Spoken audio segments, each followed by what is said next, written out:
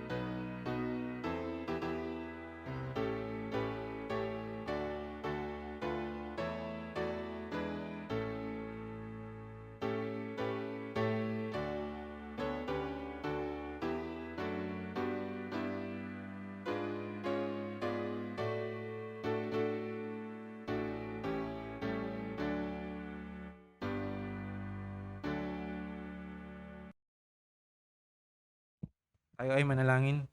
O aming Ama na nasa langit, kami nagpapasalamat at nagpupuri sa inyong katapatan at sa inyong walang hanggang kabutihan sa amin. Salamat o Diyos na ipinaranas nyo sa amin ang inyong habag na nararanasan namin araw-araw sa pagising namin sa umaga at sa pagtahak namin sa mundong ito, at naway mapaalahanan kami araw-araw ng inyong pagpapatawad sa aming kasalanan na hindi namin kayang anihin ng aming gumagawa, pagkus ay sa inyong anak lamang na si Jesucristo. Salamat sa biyaya na pinamalas nyo sa amin, sa inyong pagmamahal at pag-reconcile namin sa inyo sa pamamagitan ng inyong anak na si Jesucristo, na aming tagapagligtas at aming tanging pag-asa sa hapon na ito. I-bless nyo po kami ng inyong presensya, ng inyong salita, ma-edify kami at naway mapagpatibay ang aming pananampalataya sa inyo. Salamat sa inyo, sa inyong pag-iingat sa amin, sa inyong pag-sanctify sa amin at continue yung work sa amin na inyong sinimulan, ng inyong binuhos nyo sa amin ng inyong banal na Espiritu. Kaya naway take advantage namin ng oras na ito na kami sama-sama na makikinig ng inyong salita. Naway ang iyong ebanghelyo ay may sawalat sa hapon na ito at magbigay ng pag-asa sa amin, mapatibay ang mga nanghihina, magsisi ang mga nag-struggle sa kanilang mga kasalanan, at makatagpo ng inyong kapayapaan ang wala pa sa inyo. Salamat po. Ito po ang aming panalangin sa ngalan ni Jesus. Amen. Tayo po ay umupo at muling umawit.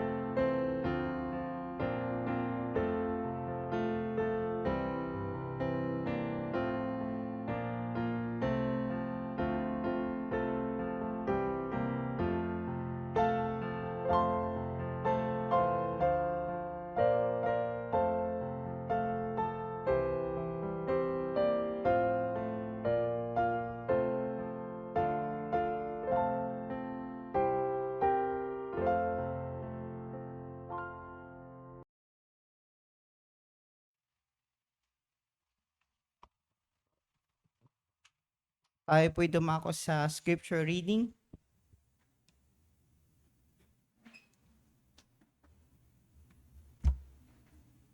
May bukas po tayo sa Mateo chapter 26 verse 57 to 75. Matthew 26, verse 57 to 75. Babasahin ko po siya sa wikang Tagalog. Si Jesus sa harap ng Sanhedrin. Si Jesus ay dinala ng mga dumakip sa kanya kay Caiphas, na pinakapunong pari na kusaan nagkatipo ng mga eskriba at matatanda. Ngunit sumunod si Pedro sa kanya nang may kalayuan hanggang sa bakuran ng pinakapunong pari. Siya'y pumasok at umupong kasama ng mga tanod upang makita niya kung anong mga nangyayari. At ang mga punong pari at ang buong Sanhedrin ay humanap ng mga bulaang saksi laban kay Jesus upang kanilang maipapatay siya. Ngunit wala silang natagpuan bagaman maraming humarap ng mga bulaang saksi. Pagkatapos ay may dalawang dumating at nagsabi, "Sinabi ng taong ito, kaya kong gibain ang templo ng Diyos at muling itayo sa loob ng 3 araw." Tumindig ang pinakapunong pari at sinabi sa kanya, "Wala ka bang isasagot? Ano itong ibinibintang ng mga ito laban sa iyo?" Ngunit hindi umimik si Jesus. At sinabi ng pinakapunong pari sa kanya, "Pinanunumpa kita sa harapan ng Diyos na buhay. Sabihin mo sa amin kung ikaw nga ang Kristo, ang anak ng Diyos." Sinabi ni Jesus sa kanya, "Ikaw ang nagsabi, ngunit sinasabi ko sa inyo, mula ngayon ay inyong makikita ang anak ng tao na nakaupo sa kanan ng kapangyarihan at dumarating na sa mga ulap ng langit." Nang magkagayoy, pinunit ng pinakapunong pari ang kanyang mga damit na sinasabi, "Nagsalita siya ng kalapastanganan, bakit kailangan pa natin ng mga saksi? Narito, narinig ninyo ngayon ang kanyang mga kalapastanganan. Ano sa palagay ninyo?" Sumagot sila at sinabi, "Karapat dapat siya sa kamatayan." Pagkatapos ay kanilang niluraan siya sa kanyang muka at siya'y kanilang pinagsusuntok at sinampal siya ng iba na nagsasabi, "Ipahayag mo sa amin, ikaw na Kristo, sino ang sumuntok sa iyo?" Verse 69. Samantala si Pedro ay nakaupo sa labas ng bakuran. Lumapit sa kanya ang isang aliping babae na nagsasabi, "Ikaw ay kasama rin ni Jesus na taga Galilea." Subalit ipinagkaila niya ito sa harap nilang lahat na sinasabi, "Hindi ko alam ang sinasabi mo." At paglabas niya sa tarangkahan ay nakita siya ng isa pang alipin at sinabi sa mga naroon, "Ang taong ito ay kasama rin ni Jesus na taga Nazaret."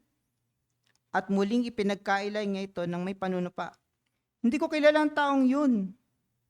Pagkalipas ng ilang sandali ay lumapit ang mga nakatayo roon at sinabi nila kay Pedro, "Talagang ikaw nga ay isa sa kanila, sapagkat nahalata sa iyong pananalita." Pagkatapos ay nagpasimula siyang magsalita ng masama at manunumpa, "Hindi ko kilala ang taong yon." At kaagad tumilaok ang manok. At naalala ni Pedro ang salitang sinabi ni Jesus, "Bago tumilaok ang manok, ay 3 ulit mo kung ikakaila." At siya'y lumabas at mapait na tumangis. Magandang araw po sa ating lahat. Sa ating binasang talata, malinaw na may kita ang dalawang magkaibang larawan, katapangan at karuwagan. Parehong nasa pagsubok sina Jesus at Pedro. Pareho silang tagasunod. Si Jesus bilang masunuring anak na sumusunod sa Diyos Ama, at si Pedro bilang alagad na sumusunod kay Jesus mismo. Ngunit nang dumating ang oras ng pagsubok, magkaibang naging kanilang tugon. Si Jesus ay nagpakita ng katapangan kahit alam niyang harap siya sa pagdurusa, maling paratang at kamatayan. Hindi niya itinanggi ang katotohanan, nanatili siyang tapat sa kalooban ng Ama, ano man ang maging kapalit nito. Samantala si Pedro ay nagpakita naman ng karuwagan. Dahil sa takot sa maaaring mangyari sa kanya, 3 beses pa niyang itinanggi ang Panginoon. Ang halaga ng pagsunod kay Jesus ay tila masyadong mabigat para sa kanya sa sandaling iyon. Ngunit bago natin husgahan si Pedro, mahalagang tanongin natin ang ating sarili. Kanino ba tayo mas kahawig? Maraming pagkakataon na nais natin sumunod kay Kristo. Ngunit kapag may panganib sa ating reputasyon, relasyon, o kaginhawaan, nagiging tahimik tayo at umuurong. Madalas, mas malapit tayo kay Pedro kaysa sa inakala natin. Ang hamon ng talatang ito ay maging matapang na tagasunod ni Kristo tulad ni Jesus. Hindi dahil malakas tayo sa ating sarili, kundi dahil nagtitiwala tayo sa Diyos. At kapag tayo naman ay nagkulang tulad ni Pedro, huwag tayong manatili sa ating pagkabigo. Sa halip, magsisi tayo at lumapit muli sa Panginoon na handang magpatawad at magpanumbalik. Naway bigyan tayo ng Diyos ng puso na mas pipiling maging tapat kaysa maging takot at mas pipiling sumunod kay Kristo ano man ang maging kapalit nito. Salamat po. Tayo po ay lumapit sa Panginoon sa panalangin sa hapong ito. Dakilamang Diyos na makapangyarihan sa lahat, kami muli nagpapasalamat sa iyong kabutihan sa aming kalagitnaan sa tipon-tipon sa kalagitnaan ito. Salamat Panginoon na binigyan mo kami ng magandang panahon na nandito kami, pinarating mo ang bawat isa na ligtas ng panganib. At sa hapong ito Panginoon, sa patuloy naming panambahan, kami lumalapit at sumasama sa inyo ng pagtulong na iyong banal na Espiritu, pagbaba ng iyong banal na Espiritu sa aming kalagitnaan, ang iyong pangungusap sa amin sa bawat isa. At muli, salamat Panginoon sa Bible reading na nagpapaalala sa amin ng aming totoong kalagayan sa iyong harapan. Tulad kami ni Apostol Peter na sa mga panahon ng pagsubok, Panginoon, ay gumagawa kami ng solusyon sa aming sarili.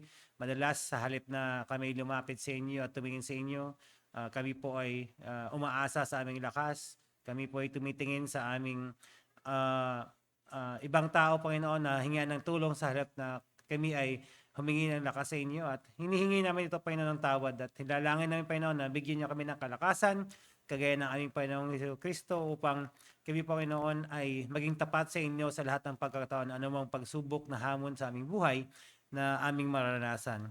At muli kaming nagpapasalamat, Panginoon, na kayo ay nagbigay ng sustenance sa amin sa buong isang linggo. Salamat, Panginoon, na pinatatag mo ang bawat isa na nandito sa aming kalagitnaan. Pinagtibay niyo, Panginoon, ang aming pangangatawan, maging aming espiritual na kalagayan.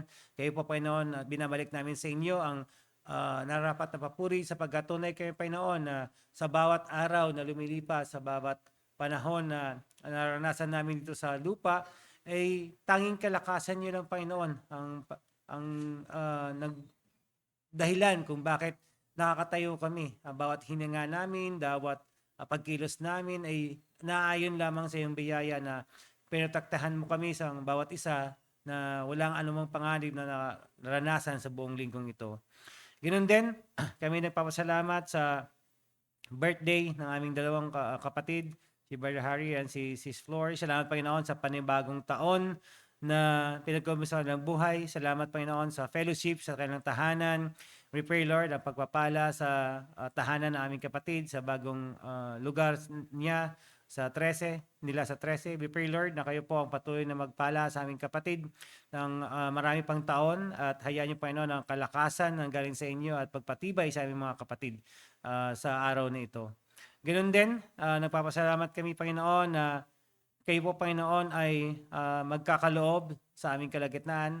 Tunay, Panginoon, na ito ay biyaya lamang na nanggaling sa inyo, na meron kaming na ibabalik sa inyo. Bagamat ito, Panginoon, ay maliit na bahagi lamang sapagat lahat ng kinikita namin sa araw-araw ay nararapat lamang na ibalik sa inyo lahat.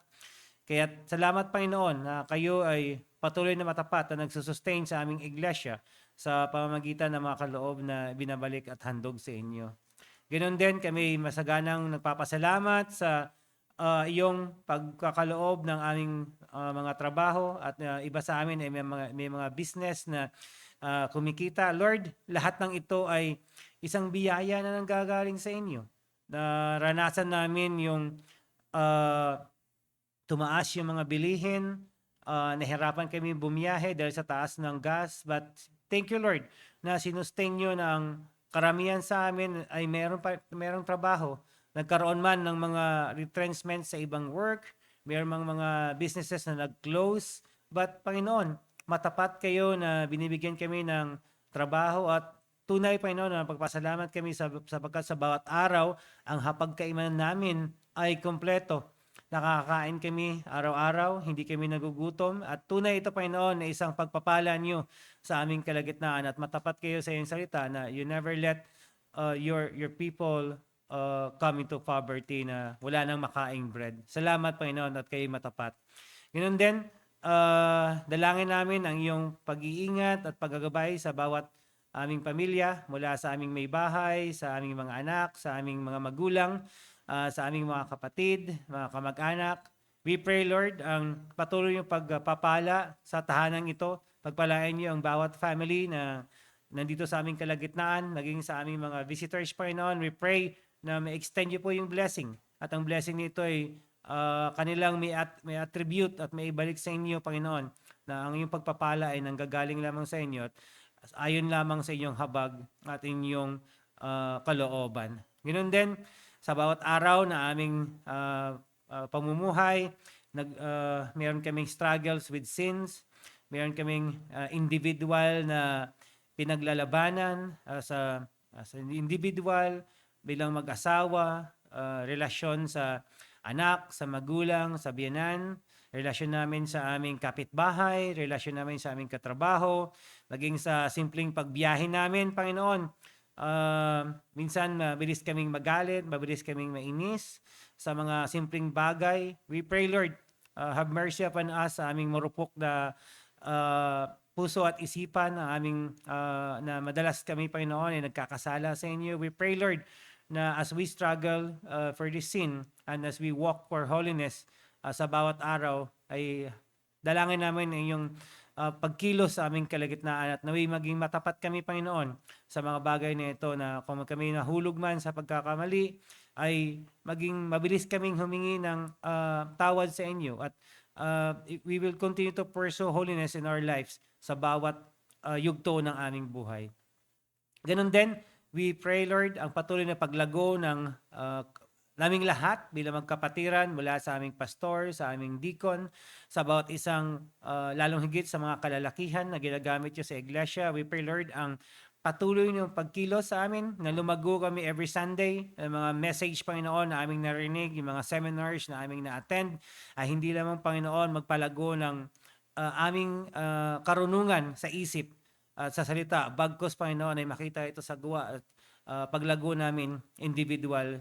At hayaan mo ito, Panginoon, na ang paglago namin individually ay maging collective, Panginoon, upang ang iglesyang ito ay lumago at makita ng matapat sa inyong kalagitnaan. Ganun din, sa spiritual disciplines na ginagawa namin, in our personal vision, family prayers, Bible reading, at iba pang gawain namin, Panginoon, na nagpapalago maging sa fellowship na nangyayari sa aming kalagitnaan almost every week. Salamat, Panginoon, na ito'y ginagamit nyo upang kami lumago sa inyo sa pag-ibig at lumago kami sa pagkilala sa inyo at maging ang camaraderie namin sa iglesia, Panginoon, ay lumalago. And we pray, Lord, sa aming kalagitnaan, si Kuya, mayroong sakit, si Kuya Ramon. We pray, Lord, sa kanyang pamamaga, ang patuloy ng kagalingan, comfort sa kanila ni Ate Marisa. Panginoon, we pray ang iyong pagkilos, gamitin niyo yung medicines upang gumaling at makasama namin, at ito'y hindi nawa maging hadlang sa pang-araw-araw na pagkilos na aming kapatid, lalo sa kanya paghahanap buhay. Dalangin ng Panginoon ang iyong comfort sa kanya at kagalingan sa lalong madaling panahon. Ganun din, as we next Lord's Day, Panginoon, as we accept our Brother Kiel and Brother Sam, we pray, Lord, for wisdom na nanggagaling sa inyo. We pray, Lord, Panginoon, ng patuloy na pagkilos sa buhay na aming dalawang kapatid.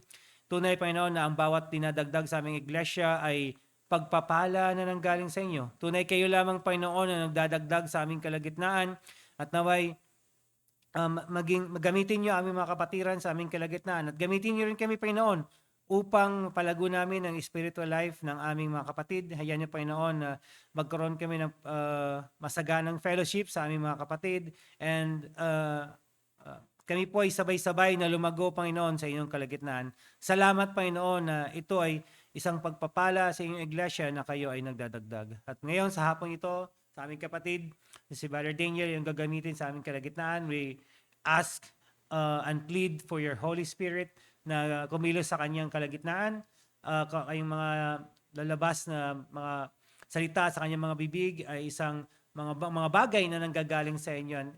Hindi lang, Panginoon, aming kapatid, ang i-prepare nyo. Ang puso namin, ang bawat isa, kung may mga bumabagabag, may mga kasalanan, Panginoon, na ginagamit ang aming kaaway upang magkaroon kami ng hindi focus or 100% ang aming focus kasi may mga bumabagabag. Lord, nawa huwag niya hayaan na ang gawa ng aming kaaway ang umagaw sa itinatanim at hinahasik niyo yung inyong salita sa aming kalagitnaan. Bagkos naway, ito Panginoon, ay pumunta sa isang magandang matabang lupa na siyang lalago, Panginoon, at hindi lamang masikil dahil sa mga suliranin na ito. Muli, ang iyong pagkilos sa aming kalagitnaan, hiningi namin, Panginoon, at sa inyong papurit pagsamba sa hapong ito. In Christ's name. Para po sa pagbibigay ng ating mga kaloob, tayo po ay tumayo at muling umawit.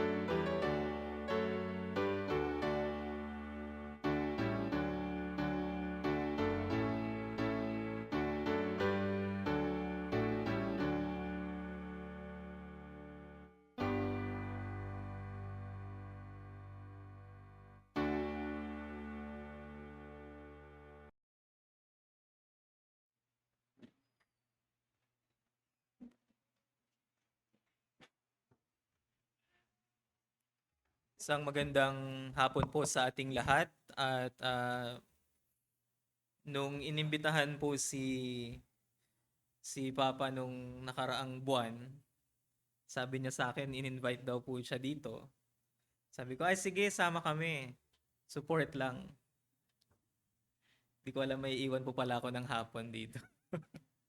Pero maraming salamat pa rin po sa patuloy na invitation at isang privilege po ito para sa amin na makasama kayo sa pagsamba at makapangaral ng salita ng Diyos.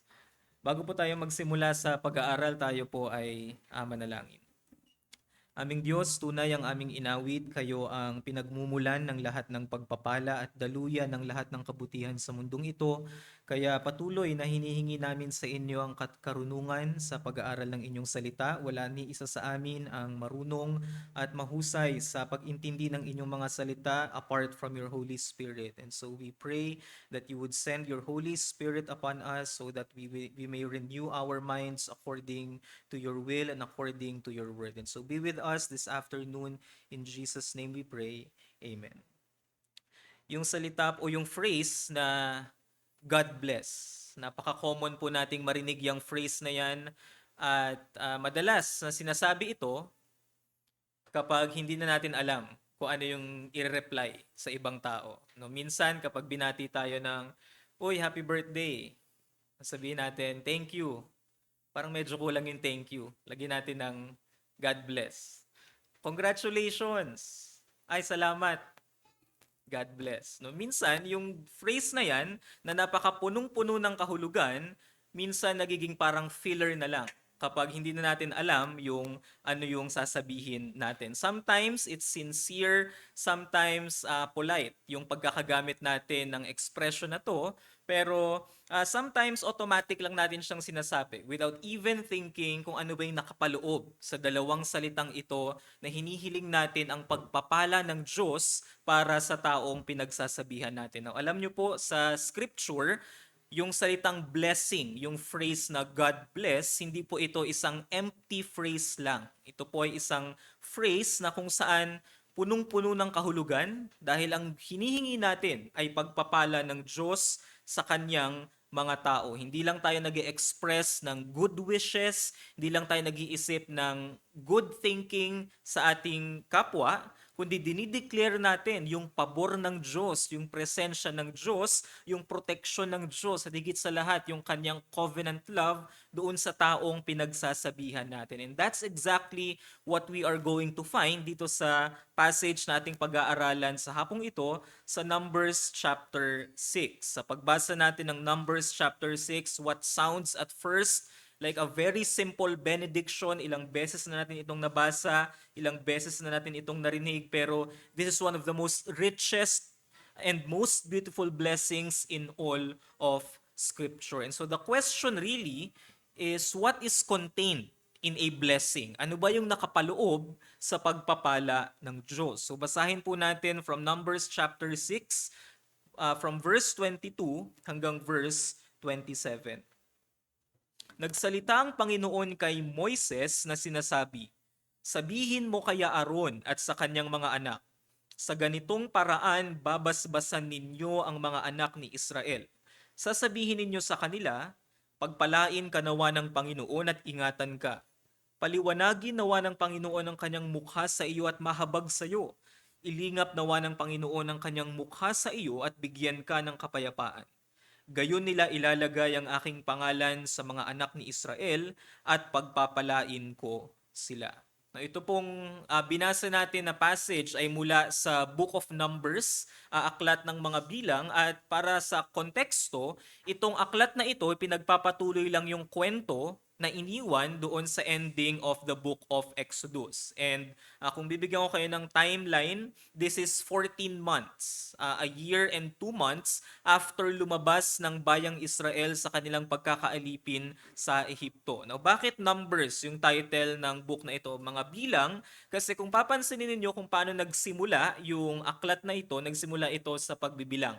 At kung titingnan natin doon sa dulo, nagtapos rin yung book na ito sa pagbibilang o yung tinatawag nating census, nagbibilang ng mga tao. No, bakit kailangang bilangin ang bayang Israel? Ito po ay para sa kanilang pakikidigma sa Kanaan, sa lupang pangako. Although alam natin ang kwento na magtatagumpay sila at least 2 books later pa sa Book of Joshua, pero dito sa Book of Numbers ay matatandaan na ipinangako ng Diyos sa kanila from Genesis na ang lupang pangako ay para sa mga anak ni Abraham. Pinangako niya ito sa Genesis, kaya pinalaya sila ng Diyos sa pagkaalipin in the Book of Exodus. At ngayon, sa Book of Numbers, meron tayong pwede nating ituring na travel diary ng bayang Israel habang sila ay nasa disyerto or they are in the wilderness. Now, kung merong mga mapa sa likod ng mga Bibles po ninyo, at this point, sila ay nasa Mount Sinai.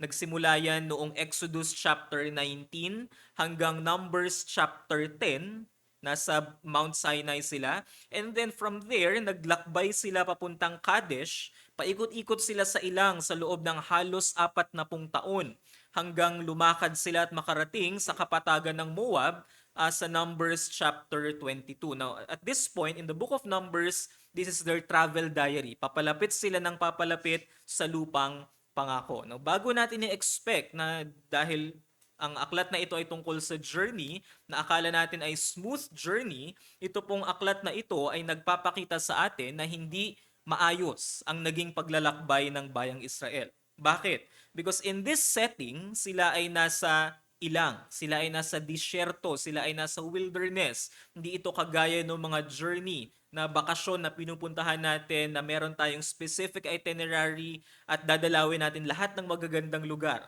Itong bayang ito ay nasa ilang na kung saan tuyo ang paligid at itong travel nila sa loob ng mahabang panahon, dapat lang silang dumepende sa Diyos. Because the wilderness is a place of hunger. The wilderness is a place of thirst. It's a place of emptiness, of barrenness. It's a place of hostility. Dahil nandun din yung kanilang mga kaaway na nakapaligid sa kanila. And at this point, dapat lang silang dumepende sa Diyos. At ang tanong na nasa kanilang mga isip, kaya bang panindigan ng Diyos yung kanyang mga pangako? Yung pangako ng Diyos kay Abraham noong una na ang tagal-tagal niya nang binigay, hanggang ngayon ba ay kaya niya itong panindigan? Pwede ba kaming magtiwala sa Diyos na kaya ba niyang protektahan ang aming bayan? Kaya ba niyang i-provide lahat ng aming pangangailangan?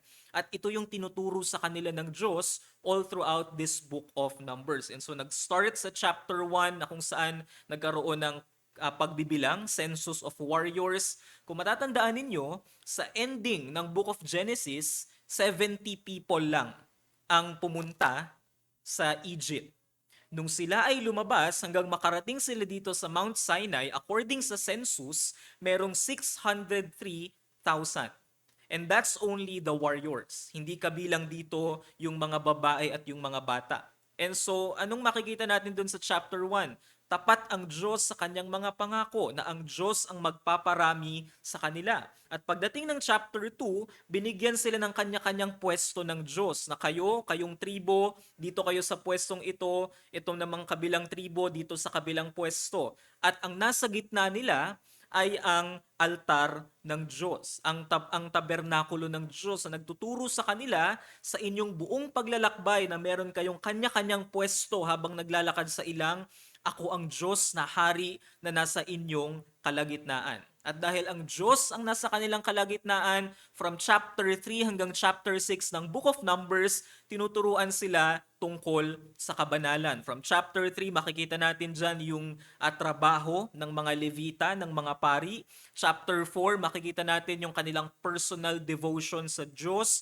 Ano yung kailangan nila ng purity, kailangan nilang ilabas yung mga unclean people. They have to confess and make restitution for their sins. Chapter 5, more instructions on holy living. In fact, may mga example dyan kung paano i-test yung adultery sa kanilang bansa noon. At pagdating sa chapter 6, nandito yung pinakahalimbawa. Dahil ang context from chapter 2, ang Diyos ang kanilang nasa kalagitnaan. Kaya pagdating ng chapter 6, nandyan yung tinatawag nating Nazirite vow. Ito yung mga tao na pinakatinuturing na banal sa kanilang panahon dahil sumumpa sila na sila ay magiging wholly devoted to the Lord. And so from chapter 3 hanggang chapter 6, makikita natin dyan yung tema ng kabanalan. And then, right at verse 22, pumasok itong pagpapalang ito. It's not just the Nazirites who will be expecting this blessing. Dahil kung kagaya ng binasa natin kanina, this is addressed to the people of Israel. Ibig sabihin, lahat ng kabilang sa bayan Hindi lang yung mga mandirigma, kundi yung buong kampo, kahit yung mga lingkod sa templo, yung mga ordinaryong mamamayan, may karapatang ituring ang kanilang sarili na pinagpala ng Diyos. Dahil ito ang nais ng Diyos sa kanyang mga tao. The Lord wants to bless His people. And there's a difference. Ayaw lang ng Diyos na maramdaman natin na blessed tayo o pinagpala tayo, kundi gusto ng Diyos na maranasan talaga natin yung kanyang pagpapala para ingatan tayo at makita natin yung liwanag at ligaya ng kanyang kapayapaan at ng mabiyaya niyang pag-ibig. And so this theme of blessing na ibinigay dito sa end ng Numbers chapter 6, hindi lang naman ito lumabas out of nowhere. Yung idea ng blessing, tumatakbo yan mula sa Genesis hanggang Revelation. At kung sa panahon natin, kung tatanungin niyo yung mga tao ngayon, ano yung pinakagusto nyong mangyari sa buhay nyo? Ang sagot ng mga tao, gusto kong magtagumpay sa lahat ng ginagawa ko. Kung titingnan natin yung time ng scripture, kapag tinanong mo yung mga tao sa Bible kung ano yung pinakagusto nilang mangyari, ang pinakagusto nila ay makatanggap ng blessing. So much that in Genesis chapter 27, kung matatandaan ninyo, si Esau na naisahan ni Jacob sa pagpapala ng kanyang ama, nung nadiskubre niya na yung blessing ay naibigay na kay Jacob, nagmakaawa siya kay Isaac.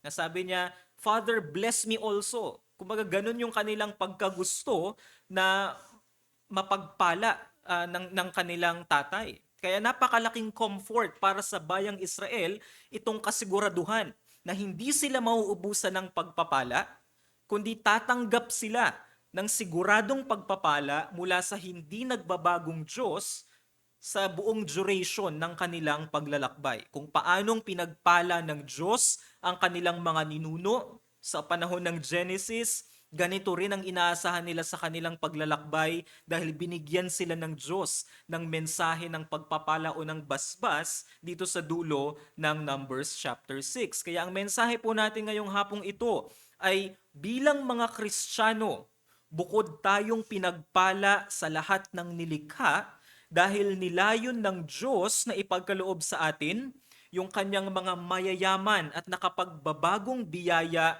kay Kristo. Now, kahit ito po ay talata mula sa lumang tipan para sa bayang Israel, pwede natin itong angkinin sa panahon ngayon, pwede itong angkinin ng mga mananampalataya bilang Israel ng Diyos dahil anong sabi sa Efeso 1 verse 3, the church has been blessed with all spiritual blessings through the Lord Jesus Christ. And therefore, pwede nating i-claim o ituring na atin yung mga pagpapalang ito sa pamamagitan ng ating Panginoong Hesukristo. At makikita natin mula sa mga talatang ito na yung mga ipinangakong biyaya dito sa bayang Israel ay natupad at naging totoo sa buhay natin. Bakit? Dahil sa ating Panginoong Hesus. No, kapag pinag-usapan natin ang ating Panginoong Hesus, ang madalas nating naiisip siya ay nabuhay ng perpekto, namatay para sa ating mga kasalanan, nabuhay ulit at umakyat sa langit. Pero kung titingnan natin, ano yung huling image ng mga apostol sa ating Panginoong Hesus? Habang umaakyat sa langit ang ating Panginoong Hesus in Luke chapter 24, may small detail doon na madalas nating ma-overlook, pero ang nakalagay doon sa Luke chapter 24, verse 51, and it happened that while he was blessing them, ito yung huling image o picture ng mga apostol habang si Kristo ay umaakyat sa langit. Na sa loob ng matagal na panahon, kasama nila si Jesus at sa huling pagkakataon, nang si Jesus ay umaakyat sa langit, paano siya umaakyat sa langit? Ang sabi doon, while he was blessing them. Nag-iwan ng benediction, ng basbas, ng pagpapala ang ating Panginoong Jesus sa kanyang mga alagad habang siya ay umaakyat sa langit. And this is the last thing na nakita ng mga apostol. Sila ay pinagpala at tayo rin by extension ay pinagpala ng Diyos. And so what a glorious chapter this is, this Numbers chapter 6, dahil makikita natin dito na ang Diyos Ama ang siyang nag-iingat sa atin, ang Diyos Anak na siyang liwanag ng sanlibutan, ang nagpapaliwanag ng kanyang mukha sa atin, at ang Diyos Espiritu Santo ang nagbibigay sa atin ng kapayapaan. And so bago natin tingnan itong mga pagpapala na nandito sa Numbers chapter 6, gusto kong sabihin sa atin na kailangan natin, bawat isa sa atin, yung mga pagpapalang inilista dito ng Diyos kay Aaron. Kahit pa isipin natin that we are so self-sufficient enough, kailangan natin yung mga pagpapala na iniwan ng Diyos dito kay Aaron. Kailangan natin na tayo ay maingatan ng Diyos sa ating mga buhay. Kailangan natin ng Diyos na nagbabantay sa bawat hakbang na ginagawa natin. Kailangan natin ang pabor ng Diyos sa lahat ng ating ginagawa. At kailangan natin yung kanyang biyaya at kapayapaan na bumalot sa ating mga buhay. Kaya tingnan natin itong tatlong katangian ng pagpapala ng Diyos na nasa atin para masabi natin na tayo ay bukod na pinagpala sa lahat. Ito yung tatlong katangian ng pagpapala. Una, these are intentional blessings. Pangalawa, these are rich blessings. At pangatlo, these are transformative blessings. So una, tingnan natin, these are intentional blessings. Pag sinabi nating intentional, ginusto o itinakda o nilayon ng Diyos na bigyan tayo ng basbas o ng pagpapala. Tingnan natin verse 22. Then the Lord spoke to Moses. Na pag sinabing spoke, ibig sabihin nagsalita, this could refer to spoken words, to commands of God na ibinigay kay Moises. But specifically, in the book of Numbers, kapag tiningnan natin yung phrase na the Lord spoke, sa loob ng 36 chapters in the book of Numbers, 46 times ginamit itong expression na the Lord spoke. Ibig sabihin, ito yung phrase na nagpapatakbo sa kanila habang sila ay nasa wilderness. Habang sila ay nasa ilang sa kanilang paglalakbay, ang Diyos ang pinapakita nito na ang Diyos ang nangunguna sa kanilang paglalakbay. Ibig sabihin, they are not left na parang walang direksyon. Di sila iniwan na bulag, na hindi alam kung saan pupunta. It is God who is guiding them toward the promised land. Yung tapat na Diyos ng tipan mula sa kanilang mga ninuno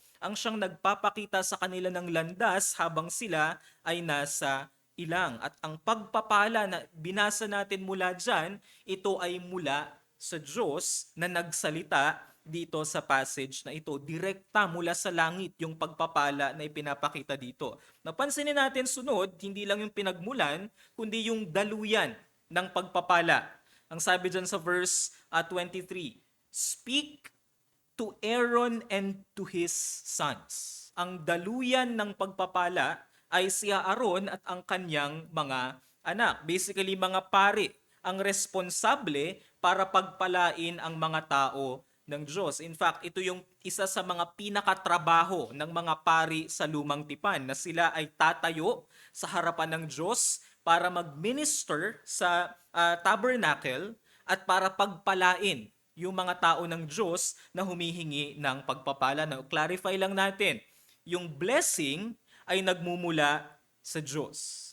Pero itong mga pari, sila yung nandyan para ipahayag yung pagpapala ng Diyos sa mga tao. Hindi galing sa mga pari mismo yung pagpapala, kundi pinapahayag nila sa mga tao. Basically, sila yung daluyan.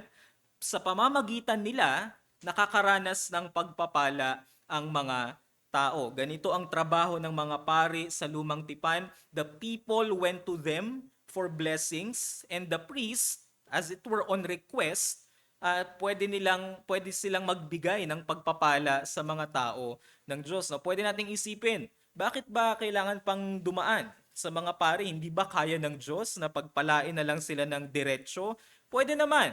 Kaya ng Diyos na magbigay ng pagpapala directly, pero pinili niya na padaanin ito sa mga pari. Bakit?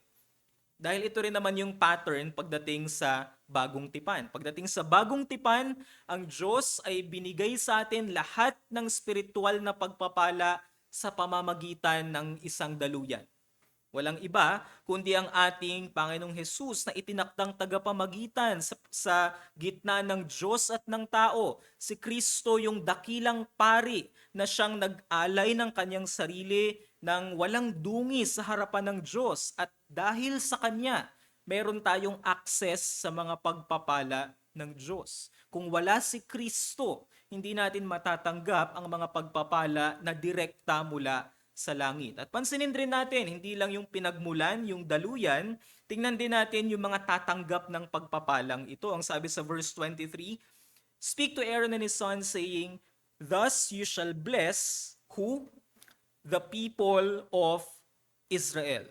You shall say to them." Ibig sabihin sa kanilang lahat.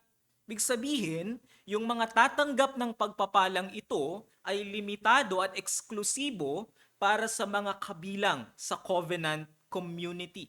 No, kapag binasa niyo yung mga susunod, "Thus you shall say to them," sa kanilang lahat, sa kabuuan ng bayan, "The Lord bless you and keep you." Ibig sabihin may corporate address para sa kanilang lahat, pero yung mga blessing na ito ay para sa bawat isa na kabilang sa kanila. And so habang isipin niyo yung pangyayari, habang sinasabi ito ng mga pari sa kanila, itong mga naglalakbay sa disyerto, anong natatanggap nila? Hindi lang empty words na pagpalain ka ng Diyos, kundi ang natatanggap nila ay yung kasiguruhan na ang Diyos ang mangangalaga sa kanila, ang Diyos ang siyang magbibigay ng pagkain sa kanila, ang Diyos ang magbibigay ng resources sa kanila, ang Diyos ang magbibigay ng proteksyon sa kanila, magbibigay ng spiritual confidence. This is wilderness. Ang Diyos ang magbibigay sa kanila ng sufficient water, daily food, military success, even divine instruction.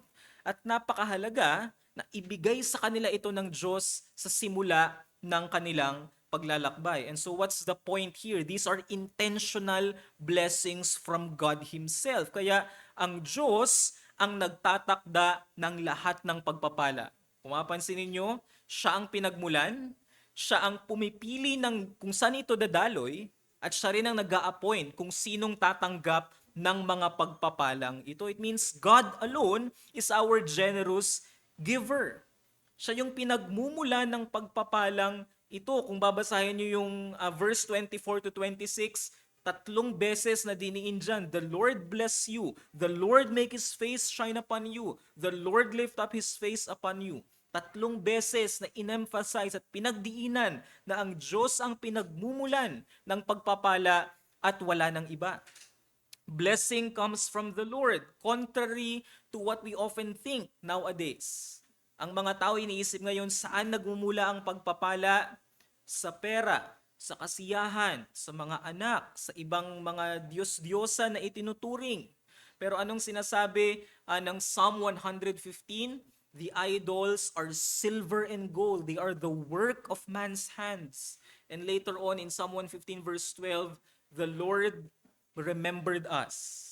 He will bless the house of Israel." Ang Diyos ang pinagmumulan ng pagpapala, hindi kung anumang mga bagay sa mundong ito. No? Sa kultura natin ngayon, sa panahon natin ngayon, hindi na ang Diyos ang tinitingnan bilang pinagmumulan ng best gifts ng buhay na ito. No, kapag tumingin tayo sa labas, saan kinukuha ng mga tao yung kasiyahan? Hindi ito galing sa Diyos. Ito ay galing sa mga pagpapalang binibigay ng Diyos, but they're not looking beyond the gift to the giver. Ang tinitingnan nila ay yung gift. At yun ang kanilang pinaka-blessing mismo. These are alternatives, not the source itself.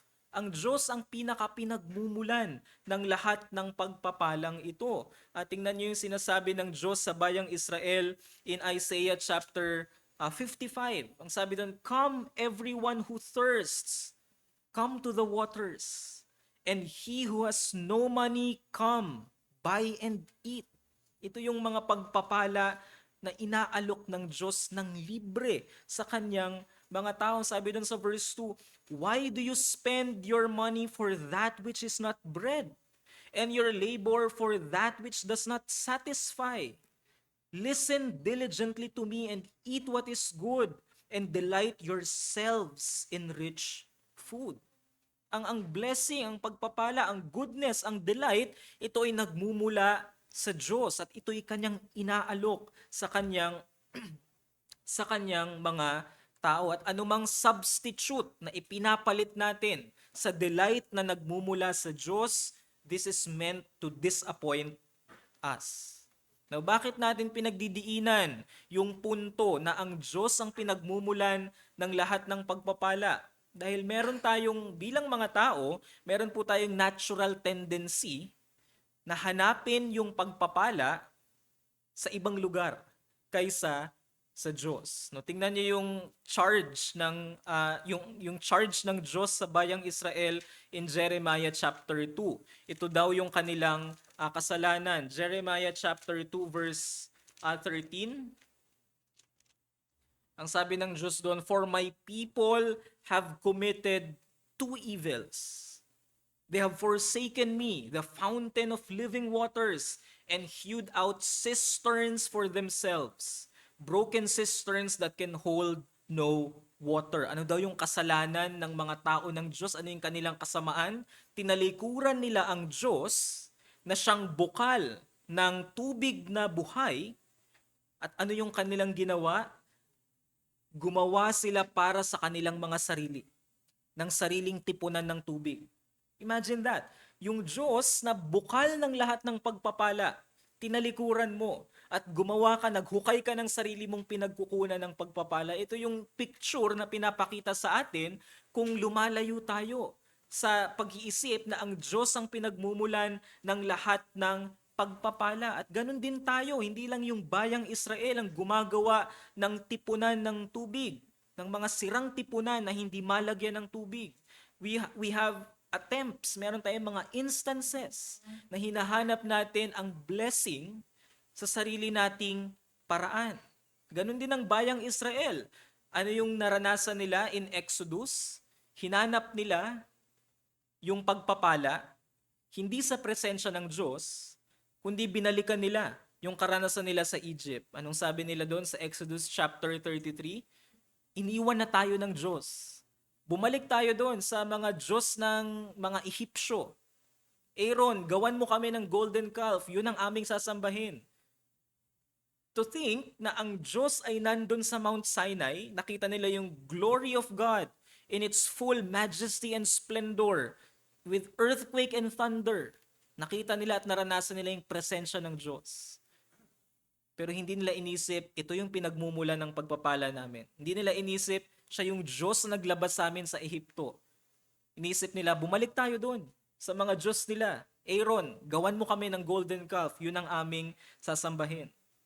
And so the challenge for us in this first point is this: kung ang Diyos ay intentional sa pagbibigay sa atin ng pagpapala, dapat maging intentional din tayo na hanapin ang pagpapala sa Kanya.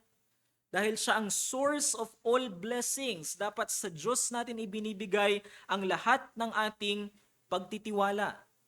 Hindi sa kung anumang mga possession na meron tayo. Minsan natutukso tayo na hanapin yung blessing sa papaanong paraan. Malayo sa Diyos. Kumbaga, ang blessing para sa akin, magkaroon ako ng magandang bahay. Doon ko mararamdaman yung blessing ng Diyos. Magkaroon ako ng mas malaking kotse, halimbawa. Magkaroon ako ng mas magandang mga damit. Magkaroon ako ng pinakabagong gadget na ito. Doon ko mararamdaman ang blessing ng Diyos. O di kaya, mararamdaman ko ang blessing ng Diyos kapag binigay niya sa akin yung soulmate ko. The perfect relationship. Hindi natin doon nahanapin ang pagpapala, kundi sa Diyos mismo. Now, isipin natin, kung hinahanap natin yung mga pagpapala sa mga earthly possessions natin, what will happen? Inalisan tayo ng Diyos ng, let's say, ng tahanan. Mararamdaman pa rin ba natin na tayo'y pinagpala? Kapag sinabi natin na hindi ko na maramdaman yung pagpapala ng Diyos kasi inalis niya ako doon sa comfort ko, it may be na yung comfort na yon yung tinitingnan nating blessing at hindi na ang Diyos mismo. In fact, sa mga may bagong sasakyan, no, kapag may bago kang sasakyan, ayaw mong magasgasan talaga yan. Kapag nagasgasan yung bagong sasakyan, parang ang sakit sa dibdib, di ba? mga illustration na nagpapakita sa atin na kapag yung worth ng blessing ay tiningnan lang natin doon sa bagay na binigay ng Diyos at hindi natin tiningnan na ito ay mula sa Diyos mismo, kapag inalis sa atin yung bagay na yan, parang hindi na tayo mabubuhay. But brothers and sisters, we have to remember itong pagpapala ng Diyos in Numbers chapter 6. This is a special assurance for us dahil ito ay mula sa divine giver himself. Itong mga pagpapalang ito ay mula sa Diyos mismo, na kung saan ang invitation sa atin sa New Testament in Matthew chapter 7, ask and it will be given to you. Seek and you will find. Knock and the door will be opened to you. Iniimbitahan tayo ng Diyos na hingin sa Kanya yung pagpapala at huwag tingnan ng mga bagay sa mundong ito bilang pinagmumulan ng pagpapala. We are invited in Hebrews chapter 4 na lumapit sa ating great and sympathetic high priest to receive mercy and grace in the time of our need. So hinahamon tayo na kung ang Diyos ang pinagmumulan ng pagpapala, bakit sa ibang bagay tayo lumalapit para kumuha nito? Kung ang Diyos ang pinagmumulan ng pagpapala, then brothers and sisters, kailangan tayong mas lumapit sa Diyos at hingin sa Kanya ang mga bagay na ito. Because these are intentional blessings. No, tingnan natin pangalawa, hindi lang ito intentional blessings, these are also rich blessings. Ito'y mayaman o sagana na pagpapala o basbas. Tingnan natin yung ibinigay na basbas ng Diyos in verse 24 to 26. The Lord bless you and keep you. The Lord make His face to shine upon you and be gracious to you. The Lord lift up His countenance upon you and give you peace. Now, pansinin muna natin una yung structure ng mga pagpapalang ito. Kung mapapansin ninyo sa mga Bibles ninyo, yung Numbers chapter 6, tuloy-tuloy yung paragraph. Pero pagdating sa verse 24 to 26, medyo iba yung formatting. Ibig sabihin, this is poetic. This is poetry. Meron siyang 3 lines, 24, 25, 26, divided into 2 parts. The Lord bless you and keep you. The Lord make His face to shine upon you and be gracious to you. The Lord lift up His face upon you and give you peace. Tatlong linya na merong dalawang bahagi. Twice, inulit dito yung mukha ng Diyos in verse 25 and in verse 26. And this speaks of the most precious blessing, that is the face of God. Ito yung pinakadakila nating pagpapala.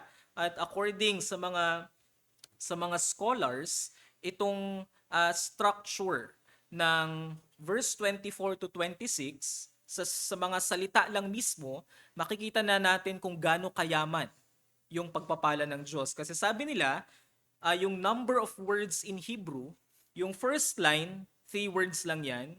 Yung second line, 5 words. Yung third line, 7 words. Kumbaga, nadadagdagan. Parami ng parami yung mga salita.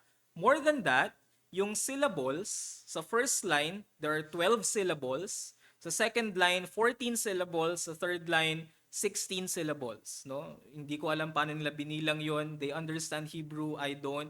Pero the point is, sa mga salita lang mismo, nakikita na raw na padagdag ng padagdag at payaman ng payaman yung mga pagpapala na ipinagkakaloob ng Diyos sa atin. So tingnan natin ano yung mga pagpapalang nandyan. Una, verse 24, the Lord bless you.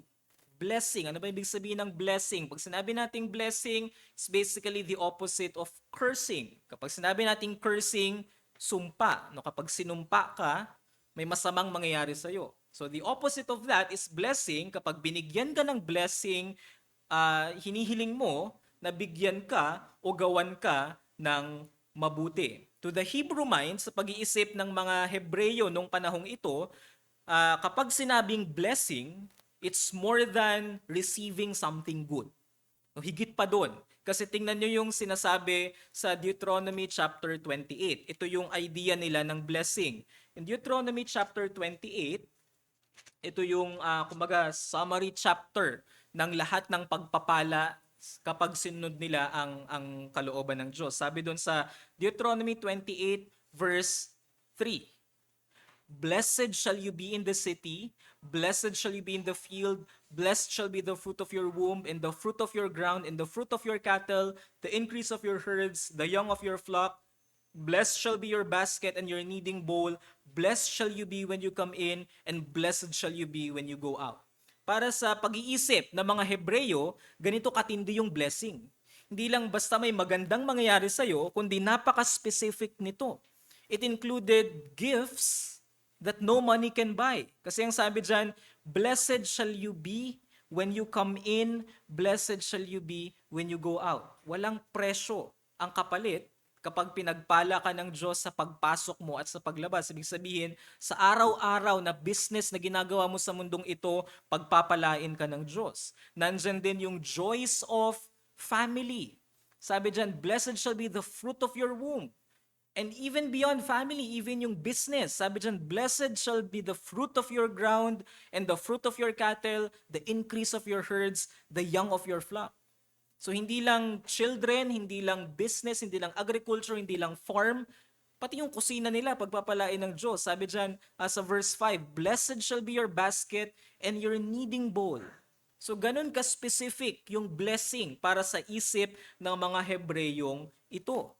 Kumbaga, ito yung ibig sabihin ng blessing. Sigurado yung mga magagandang mangyayari at naka-enumerate sa kanila kung ano yung kapalit ng pagsunod nila sa Diyos. Ito yung kabutihan na ipinapakita ng Diyos sa kanyang mga tao. In fact, ano ba yung unang sinabi ng Diyos? Kung babalikan nyo sa Genesis chapter 1, unang sinabi ng Diyos sa mga tao, Genesis chapter 1 verse 28, God blessed them and said to them, be fruitful and multiply. Ito yung unang sinabi ng Diyos sa mga tao. Binigyan niya ng pagpapala. Not long after Genesis chapter 3, nahulog ang tao sa kasalanan, alam natin ang kwento, pero pinagpala pa rin ng Diyos itong si Abraham. At even itong bayang Israel, nakatanggap sila ng pagpapala sa Diyos kahit na pumasok yung sumpa ng kasalanan. So yun yung ibig sabihin ng phrase na the Lord bless you. Lahat ng mabuting bagay na posibleng mangyari sa mundong ito ay matanggap mo. Sabi ni John Calvin, blessing is an act of God's genuine liberality. Ito yung sinserong pagiging mabait ng Diyos. Sa papaanong paraan, the abundance of all good things, na siya ang pinagmulan at tanging siya ang nagbibigay ng mga bagay na ito. And so in the Hebrew mind, pag sinabing the Lord bless you, ang ibig sabihin niyan is fruitfulness. Kapag sinabi nilang the Lord bless you, ibig sabihin niyan magiging mabunga ka, pati mga anak mo, pati yung taniman mo, pati yung mga alaga mong hayop, lahat ng business at ginagawa mo ay magiging mabunga. And only because we have a relationship with God Himself. Yun ang ibig sabihin ng the Lord bless you. Now, ano yung sunod na blessing na nakalagay dyan? And keep you. Pag sinabing keep, nandyan yung idea ng guarding or watching over. Yan yung ginagawa ng mga watchman, mga nagbabantay sa mga susugod sa kanilang bayan. Ibig sabihin, protector from danger. At para sa bayang Israel, na natanggap nila yung blessing na ito, sabi dyan, the Lord bless you and keep you. Ibig sabihin, yung landas nila ay magiging mapanganib, pero yung Diyos, yung kanilang makapangyarihang tagapagtanggol. Yung landas na kanilang tatahakin, punong-puno ng panganib, pero anong sabi ng Diyos? The Lord bless you and keep you. Sa paanong paraan, naranasan nila ito habang sa kanilang paglalakbay may anghel na nangunguna para sa kanila. Nung matapos yung kanilang paglalakbay in Joshua chapter 24, ano yung last final words ni Joshua sa kanila? He protected us. Yan yung salitang keep. He protected us on our entire journey and among all the nations in which we traveled. And so from the start of their journey to the end of their conquest, nandyan yung salitang protection. Yan yung nakapaloob sa salitang keep. At kung pinag-uusapan natin yung pag-iingat ng Diyos sa mga mananampalataya, tingnan natin yung sinasabi ng Psalm 121. Ito yung classic chapter para makita yung pag-iingat ng Diyos. Psalm 121 verse 3, He will not let your foot be moved, and He who keeps you will not slumber. Sipin natin anong klaseng assurance yung matatanggap natin dyan. Behold, He who keeps, who takes over, who watches over Israel. Verse 4, will neither slumber nor sleep. Siguradong pag-iingat ito dahil yung mag-iingat sa atin, hindi kailanman natutulog. At ang layunin ng proteksyon ng Diyos ay para maingatan ang bayang Israel hanggang madala sila sa lupang pangako. And in the New Testament, meron tayong kasiguruhan na si Kristo, the good shepherd of God's flock, the good shepherd of our souls, siya ang nag-ingat sa atin at walang kahit isa sa atin ang mapapahamak at maaagaw mula sa kanyang kamay. That's what it means when the Lord keeps us. Anong sabi ng susunod na blessing dyan in Numbers chapter 6? The Lord make His face to shine upon you. Nandyan yung salitang face, physical na muka, pero this is an idiomatic expression ng ibig sabihin ay yung physical na presensya. At kapag sinabi dyan, kinombine siya sa salitang shine, make His face shine, ang ibig sabihin nito ay pabor ng Diyos. It's a sign of favor kapag ang mukha ng Diyos ay nagliliwanag. Psalm chapter 80 verse 3. O God, restore us and cause your face to shine upon us that we would be saved. So nandun yung idea that if the Lord makes His face to shine upon us, we will be saved. Ibig sabihin, ang Diyos ang nakatingin sa atin ng may pabor, at habang malapit tayo sa kanyang muka na nagliliwanag, ay mas malaki yung pagpapalang ating natatanggap. This is an expression of God smiling and rejoicing over His people. Napakaraming passage in the entire scripture na ganyan ang language. Tingnan natin yung Psalm 67 verse 1. Anong sabi sa Psalm 67 verse 1? God be gracious to us and bless us and cause His face to shine upon us. Napakaraming instances na ginamit ang language of face, the Lord's face shining upon us para ipakita na ang pabor ng Diyos ay nasa atin. But we must move on. Anong sabi susunod dyan? The Lord make His face to shine upon you and be gracious to you. Pag sinabing gracious, ito yung to be generous. Ito yung attitude, disposition na maging considerate. Or kung i-apply ito sa Diyos, ito yung kakayanan na magbigay ng kapatawaran at awa sa mga tao na hindi karapat-dapat tumanggap ng mga bagay na ito. Sabi ni Calvin once again, God's gracious mercy alone reconciles Him to us when we should be otherwise be hated and detested by Him. Ganito ka-espesyal yung grace na binibigay dito sa passage na ito. This means, ito yung mga pagpapala na binibigay ng Diyos sa mga taong hindi karapat-dapat. Nakikita niyo yung progression ng blessing. The Lord makes His face to shine upon us. Ibig sabihin, nasa atin yung kanyang pabor. At ang resulta nito, makakatanggap tayo ng kanyang awa, graciousness, kahit na hindi natin deserve ang mga bagay na ito. In fact, ang pinakahalimbawa nito ay makikita natin sa kung sino ang nagsasalita. Ito ay binigay kay Aaron para ibigay sa bayan ng Israel. Sino ba si Aaron? Kagaya ng nasabi ko kanina, siya lang naman yung responsable sa pagre-rebelde ng bayang Israel in Exodus chapter 33.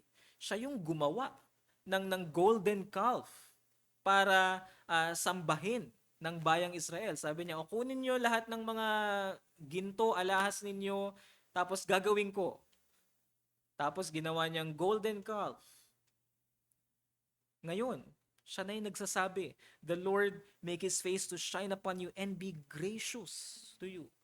Imagine the grace na natanggap ni Aaron, leader of Israel's idolatrous rebellion. But later on, siya ay niredeem ng Diyos at siya ngayon ay nagbibigay ng pagpapala sa bayang Israel. Here, he is a forgiven man, a man who received graciousness from God Himself. Ito yung language na pinapakita sa atin ng Scripture na ito yung Diyos na nagpapatawad ng kasamaan at hindi itinuturing yung kasamaan na ito na igaganti sa kanyang mga taong iniibig. Sabi doon sa verse 26 ng Numbers chapter 6, "The Lord lift up His face upon you." Literally, the Lord turn His face upon you. Ibig sabihin, it's the opposite of hiding His face. Dahil ano ba ibig sabihin kapag itinago ng Diyos ang kanyang mukha? No? In Scripture, maraming instances na kapag sinabing the Lord turned His face against them, tinalikuran ng Diyos, ibig sabihin, wala kang pagpapala. Bakit? Yung mukha ng Diyos na sumisimbolo sa kanyang pabor ay nakatalikod sa'yo.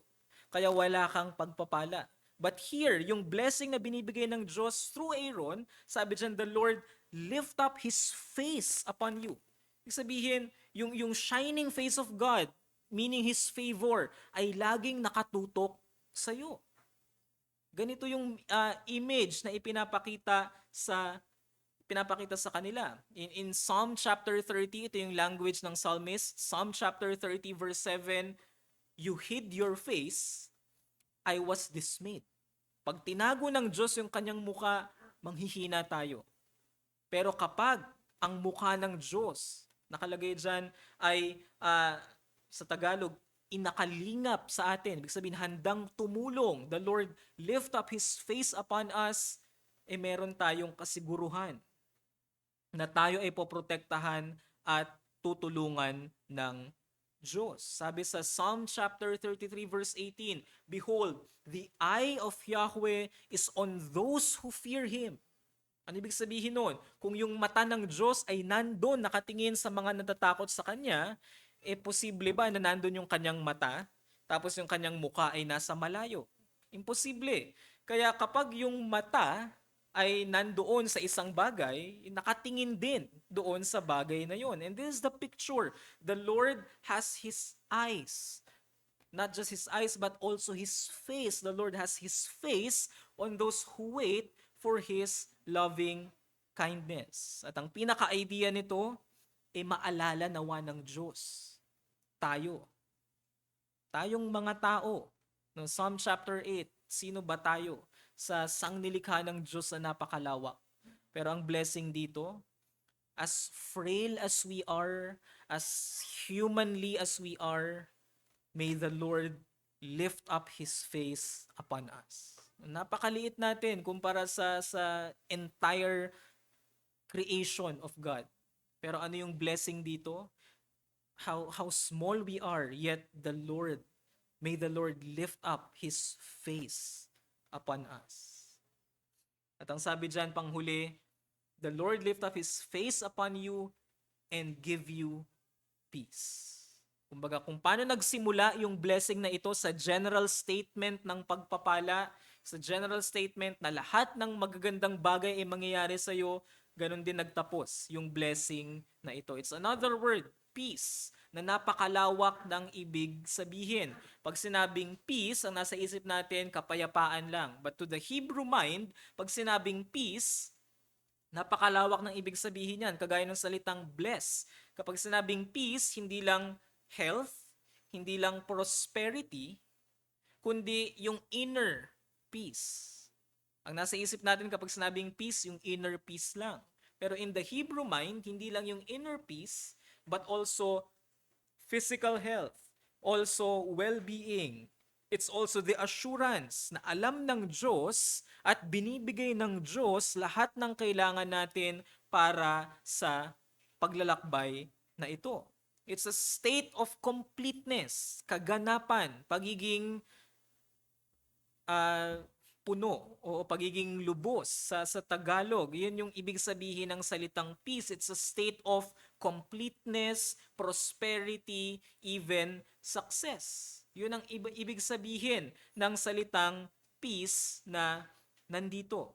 And this is covenant language, no? Hindi naman basta-basta ibinibigay lang yung salitang peace. Binibigay ang salitang ito doon sa mga kinatipan o kinasundo ng Diyos in Scripture. Binibigay ng Diyos ang kapayapaan doon sa mga taong kinatipan niya o kinasundo niya. Bakit? Because in the New Testament, ito yung promise ng Messiah. Anong language ng Isaiah chapter 9? The Messiah is the Prince of Peace.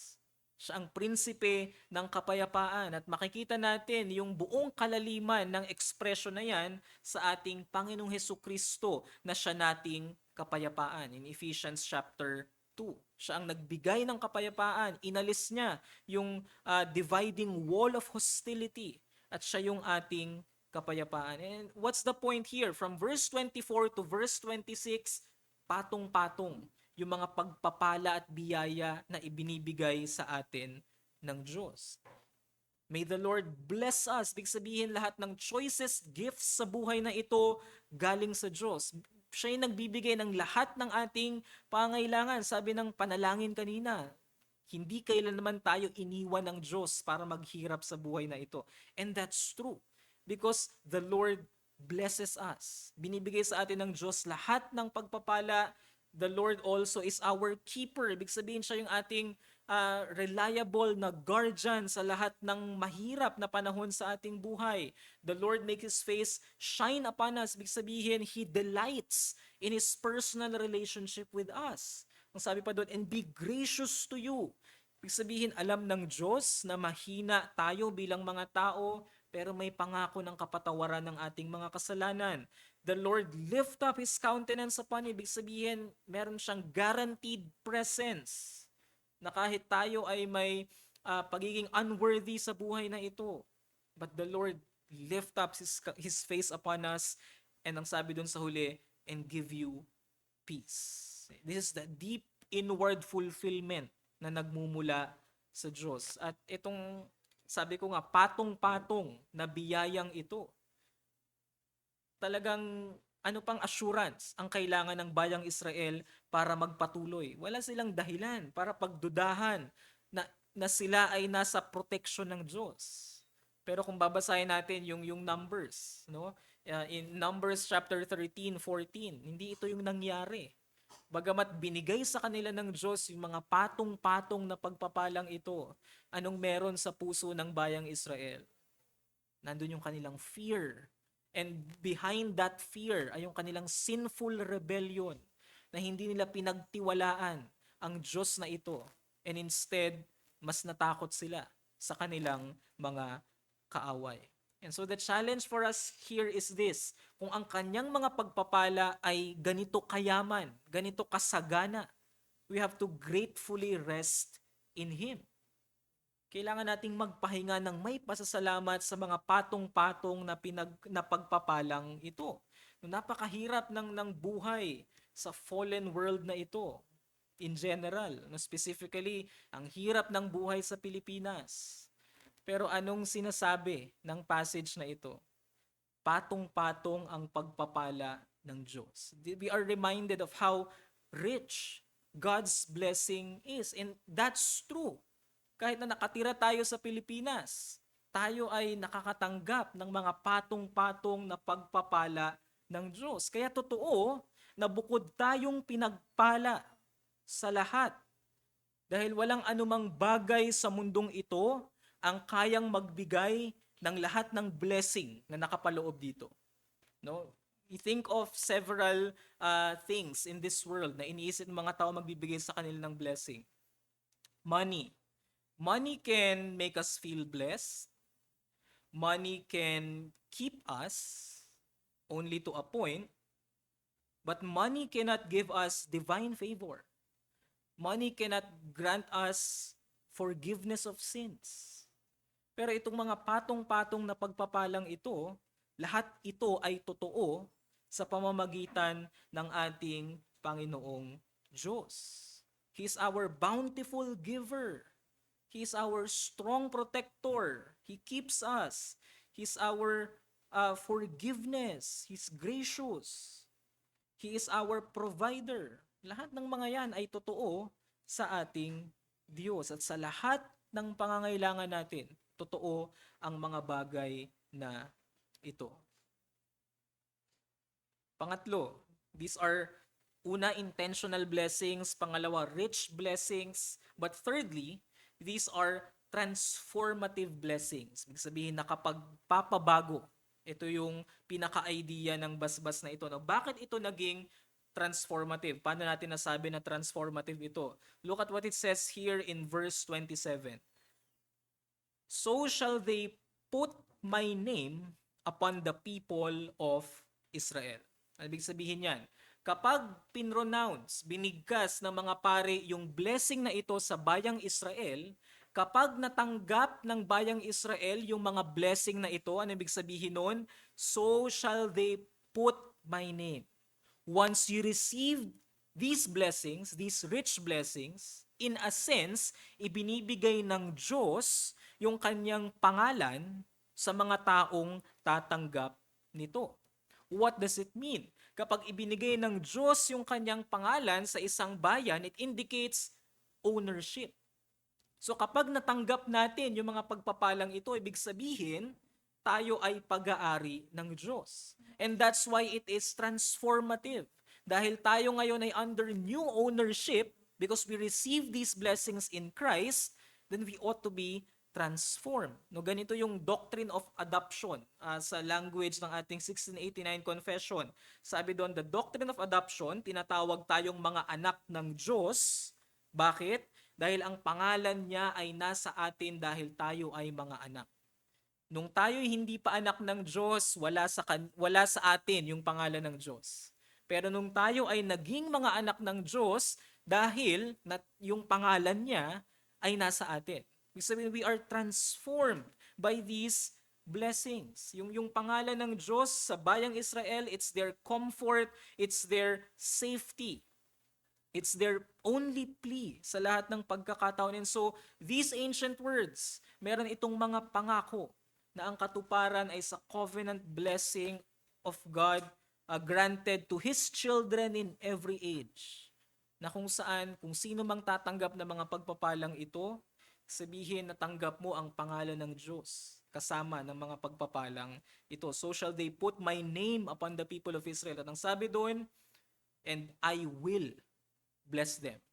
Ibig sabihin, transformative blessing ito dahil ito ay tiyak na pagpapala. Look at what it says here, I will bless them. Hindi sinabi ng Diyos, I might bless them, I could bless them. This is a statement of future intention. I will bless them. This is an assurance na hindi ito empty or useless ceremony, kundi ito ay pagpapatunay ng Diyos na ibibigay niya talaga lahat ng mga pagpapalang ito. At sa pamamagitan ng pagbigkas ng mga pagpapalang ito, napatibay ang lahat ng naniniwala sa Diyos. Yung mga taong nangangailangan ng kapatawaran, na siguro sila na ang Diyos ay mapagpatawad. Yung mga kinakabahan at may takot, nagkaroon sila ng katibayan ng puso na ang Diyos na ito ang siyang mag-iingat sa kanila. At ito'y nagmumula sa Diyos na handang ibigay ang mga bagay na ito out of His grace and mercy. No, sa panahon nila noon, hindi nila ganito iniisip yung mga Diyos-Diyosan sa kanilang paligid. No, kung maaalala ninyo, panahon ni Elijah, ni Prophet Elijah, may kumbaga contest yung mga prophet ni Baal tsaka si Prophet Elijah. No, paano hinihingi ng mga false prophets yung blessing ng kanilang Diyos-Diyosan? Talagang nagpupumilit sila na ibigay mo sa amin yung gusto namin, to the point na they mutilate themselves. Sinasaktan nila yung kanilang sarili para lang maibigay, maigrant sa kanila yung blessing. Pero hindi ganito yung language dito sa priestly blessing na ito. Ang sabi dyan, I will bless them. Siguradong sigurado na pagbibigay ng Diyos ang mga pagpapalang ito. Hindi mo na kailangang i-manipulate ang Diyos na kapag ganito ang ginawa ko, bigyan mo ko ng blessing. O kapag nagpakabait ako, bigyan mo ko ng plus points na blessing. Hindi ganoon ang language dito. Ang sabi dyan, I will bless them. Hindi mo na kailangang magpumilit na hingiin ang blessing na ito. This is God freely giving His grace and gifts sa bawat pagkakataon na kailangan natin ang mga bagay na ito. No, tingnan niyo na lang yung services na ino-offer sa atin sa panahon natin ngayon. Kapag mag-a-avail ka ng isang service, kailangan mong pumila ng sobrang haba. After hours of lining up sa queue, pagdating mo sa counter, cut off na. Balik ka na lang bukas. Pila ka ulit ng matagal.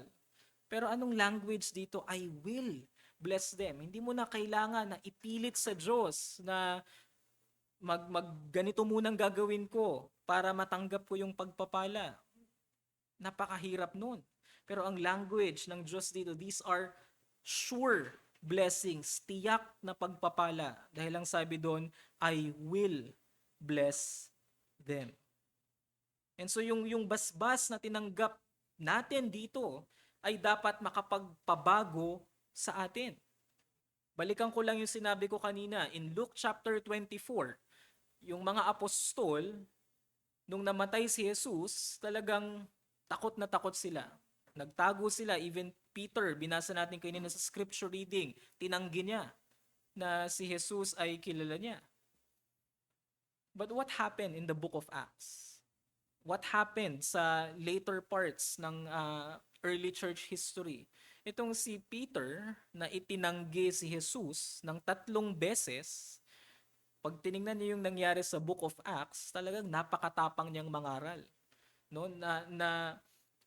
nakulong siya, pero hindi siya napigil sa pangangaral ng salita ng Diyos. Paano nangyari na itong apostol na takot maging associated kay Jesus Christ, pagdating sa Acts, ay talagang sobra yung kanyang zeal sa pangangaral ng Diyos. We would go back again to that point in Luke chapter 24. Ano ba yung huling image na nakita ni Peter sa ating Panginoong Jesus? Habang umaakyat si Jesus sa langit, pinagpapala niya yung kanyang mga alagad. And so when Peter and the rest of the disciples received this blessing, they were transformed. Yung huli nilang image na nakita sa ating Panginoong Jesus is one rising to the clouds in heaven with hands lifted up and blessing them. Ito yung picture na iniwan ni Kristo sa kanyang mga alagad sa mundong ito. Na habang siya'y umaakyat sa langit, nakataas ang kanyang kamay para magbigay ng pagpapala para sa atin. And so the question for us is this, naniniwala ba tayo na sa pamamagitan ni Kristo, yung mukha ng Diyos ay nagliliwanag para sa atin, para makatanggap tayo ng biyaya at kapayapaan? This is the last picture of the apostles on their mind.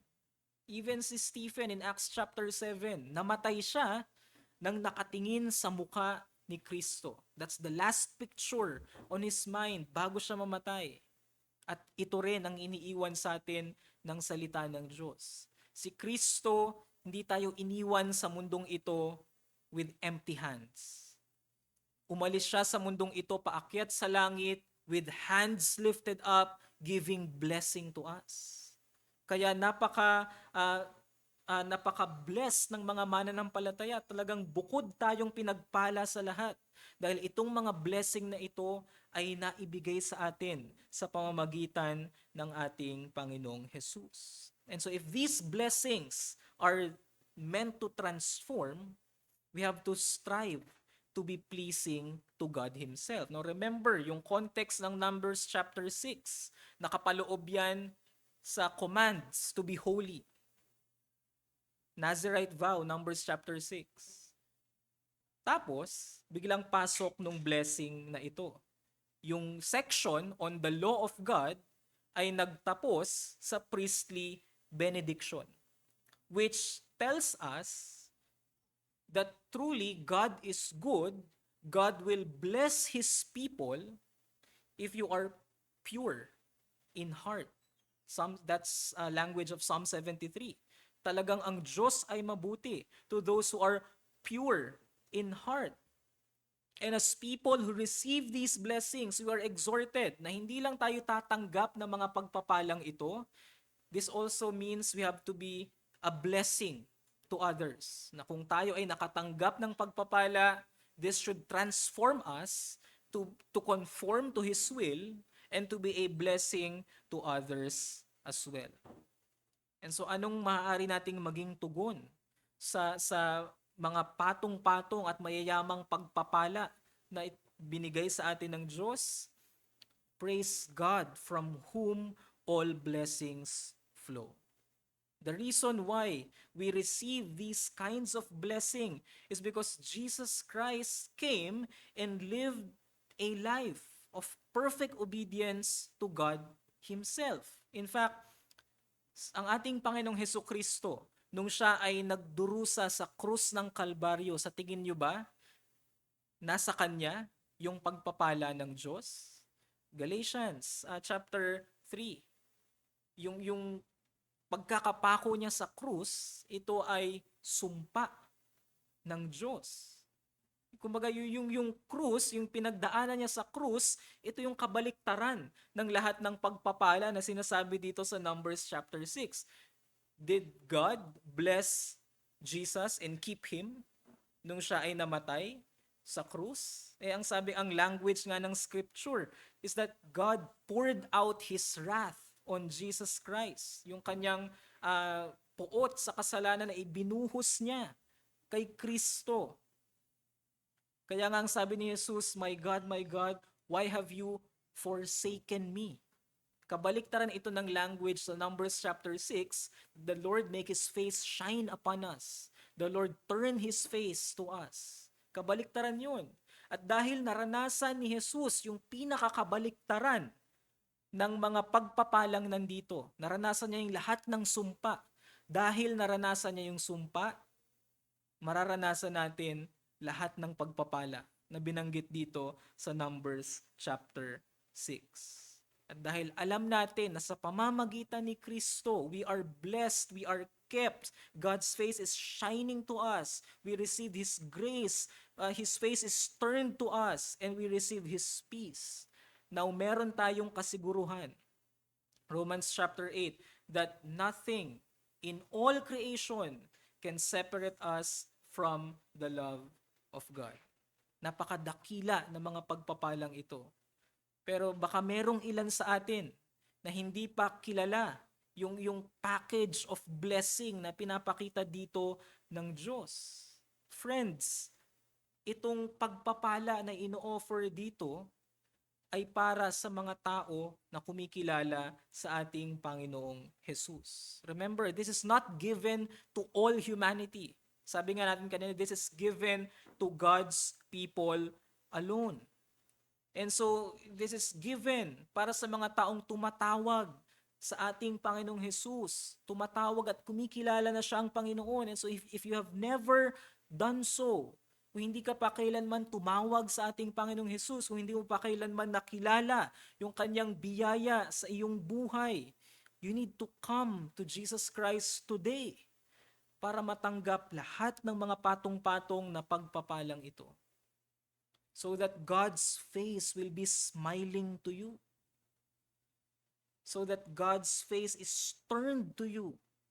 So that you may receive the peace of God. You need to confess of your sin. You need to repent sa lahat ng mga paraan na ginawa mo sa sarili mong paraan yung pagpapala.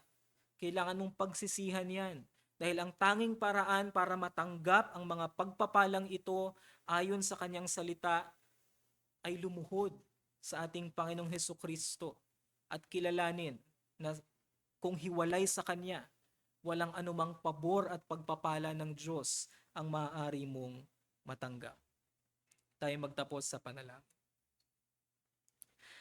Aming dakilang Diyos, salamat sa mga pagpapala na patuloy na binibigay ninyo sa amin.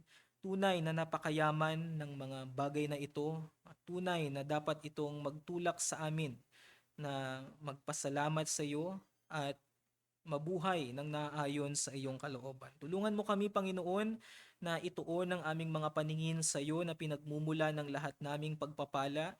Alisin niyo po sa aming mga puso ang anumang kasalanan na humihiwalay sa amin sa pagtingin na kayo ang Diyos na pinagmumulan ng lahat ng mabubuting bagay sa mundong ito. At tulungan mo kami, Panginoon, na mabago ang aming mga isipan at mabago ang aming mga paglakad na maging kaaya-aya ito sa iyong paningin sa pamamagitan ng aming Panginoong Jesus. Muli, salamat po.